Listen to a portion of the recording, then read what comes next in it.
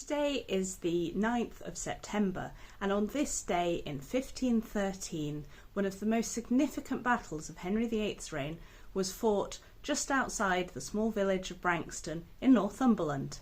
Today we know it as the Battle of Flodden, and it ended with the death of King James IV of Scotland. It was a battle that would transform the relation between England and Scotland for the next few decades.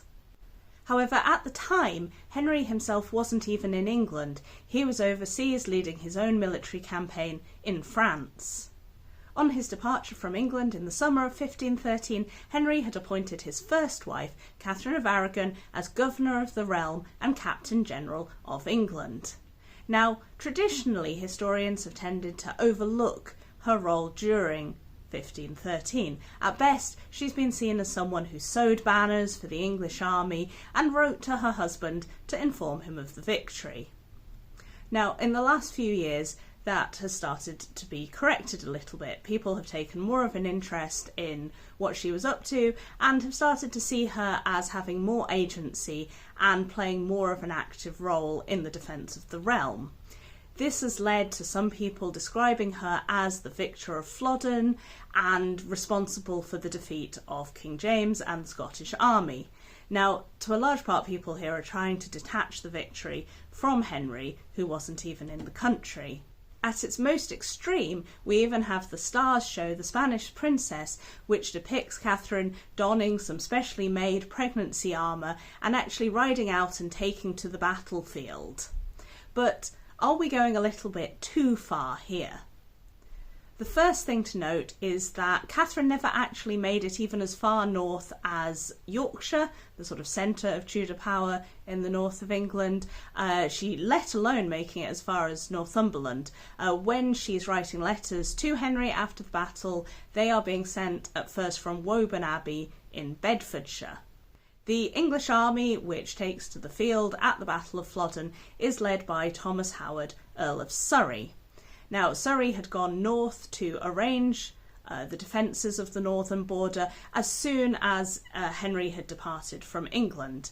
He is an experienced military commander and one who has knowledge of the northern region, having spent 10 years there as Henry VII's lieutenant to the north, during which time he had to deal with a previous Scottish invasion.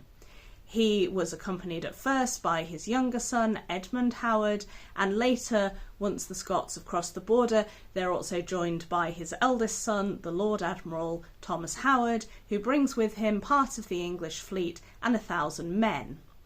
Surrey is also assisted by a war council made up of the leading northern gentry and lords who haven't gone to France. They've stayed behind because of their knowledge of the border region and their experience of managing the area and dealing with Scottish incursions. Now, Surrey and his advisors are able to act independently. They're not referring back to Catherine and her Privy Council every day or all the time. They're able to make their own decisions. They muster an army near Newcastle. They exchange letters with James IV, which are sent backwards and forwards by heralds.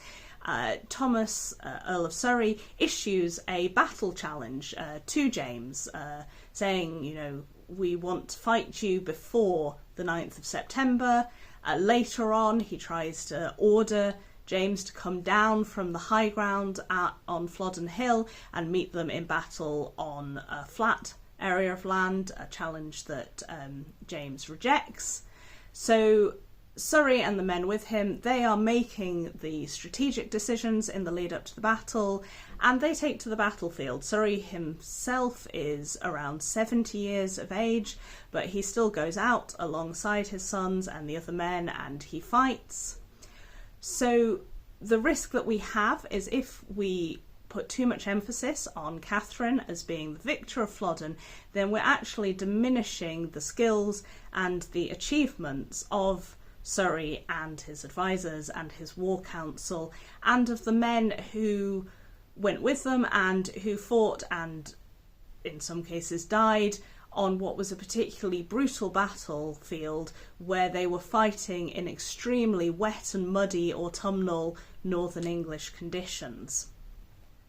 However, when the Scottish army first crossed the border into England, there was no way of knowing that Surrey was going to have such a decisive victory over the Scots. Though the English army in the north was smaller than the Scottish army, and there was a need to make preparations for a second army to go and reinforce them in case the Scottish army is able to continue marching south through English territories. And this is where we see Catherine really come into her own and begin to take this more active role. Once she's received word of the Scottish invasions, she issues orders to Sir Thomas Lovell to muster an army in the Midlands, and we can see her issuing money and warrants for some artillery to be brought north from London with this new army, and also for the armoury to hand over thousands of pieces of armour to be used by the soldiers.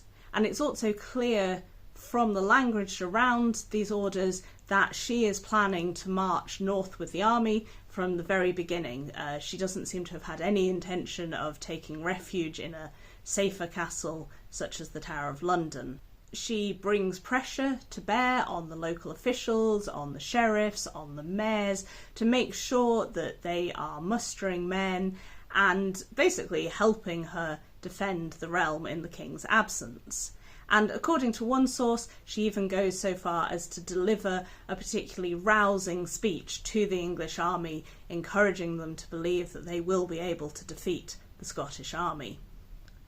So what would have happened if she had reached further north, if she'd got to Yorkshire, discovered that Surrey's army was either partially or wholly routed, the Scottish army were on their way south towards York, maybe they'd even captured the town?